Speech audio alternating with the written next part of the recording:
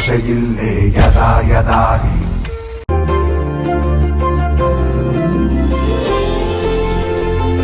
ತರಕಾರಿ ಎಲ್ಲ ಸರಿಯಾಗಿದ್ಯಾ ನೋಡ್ಕೊಳ್ಳಿ ಅಮ್ಮ. ನಮ್ ನಾಗಮ್ಮ ತರಕಾರಿ ಉಸ್ತುವಾರಿ ತಗೊಂಡಿದ್ದಾರೆ ಅಂದ್ಮೇಲೆ ಯಾವ್ದಾದ್ರು ತರಕಾರಿಗೆ ಕೊರತೆ ಇರೋದಕ್ ಸಾಧ್ಯನಾ? ಇಷ್ಟೊಂದ್ ತರಕಾರಿ ಹೆಚ್ಚೋಕೆ ತಡ ಆಗಲ್ವೇ? ಬೆಳಗಿನ ಜಾವ 3 ಗಂಟೆಗೆ ಎದ್ದು ಹೆಚ್ಚಿದ್ರಾಯ್ತು.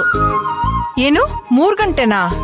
ಹಾ, ಮತ್ತಿನ್ನೇನು, ರಾಜೇಶ್ವರಿ ಊರವ್ರನ್ನೆಲ್ಲ ಕರೆದು ಪ್ರಸಾದ ಮಾಡ್ಬೇಕಲ್ವಾ? ಸರಿ ಅಮ್ಮ, ನಾವಿನ್ ಬರ್ತೀವಿ. ಏನಾದ್ರೂ ಸಹಾಯ ಬೇಕಿದ್ರೆ ಹೇಳಿ. ಒಂದ್ ನಿಮಿಷ ಇರಿ, ಪಾನ್ಕ ಕುಡ್ಕೊಂಡು ಹೋಗಿ. ಒಟ್ನಲ್ಲಿ ನಿಮ್ ಮನೆಗ್ ಬಂದ್ರೆ ಏನು ಕೊಡದೆ ಹಾಗೆ ಕಳ್ಸಲ್ಲ ನೀವು. ತಗೊಳ್ಳಿ.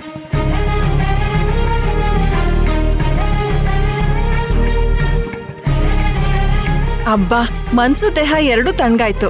ಅಕ್ಕ, ನಿನ್ ಕೈಯಿಂದ ಒಂದ್ ಲೋಟ ನೀರ್ ಕೊಟ್ರು ಅದೇನೋ ರುಚಿ. ಅಂತೂ ನಿಮ್ ಮನೆಗ್ ಬಂದವ್ರನ್ನ ಹಸ್ತೊಟ್ಟೆಲ್ ಕಳ್ಸೋದೇ ಇಲ್ಲ ನೋಡಿ ನೀವು. ನಾನೇನ್ ಮದ್ವೆ ಊಟ ಹಾಕದೊಳಗೆ ಹೇಳ್ತಿದ್ದೀರಲ್ಲ.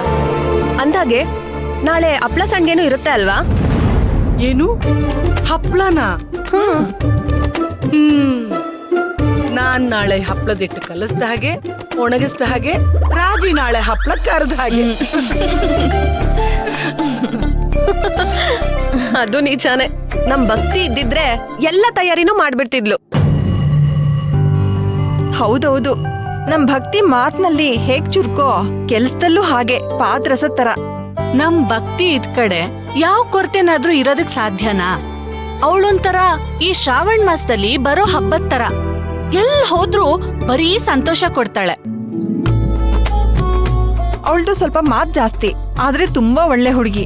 ಅವಳಂತ ಹುಡುಗಿ ಮನೇಲಿ ಒಬ್ಳಿದ್ರೆ ಸಾಕು, 100 ಗಂಡಸರು ಬಲ ಇದ್ದ ಹಾಗೆ.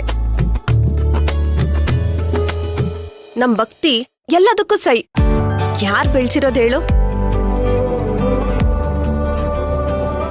ಹುಟ್ಟಿದ್ರೆ ಭಕ್ತಿ ಅಂತ ಹೆಣ್ಣು ಹುಟ್ಬೇಕು.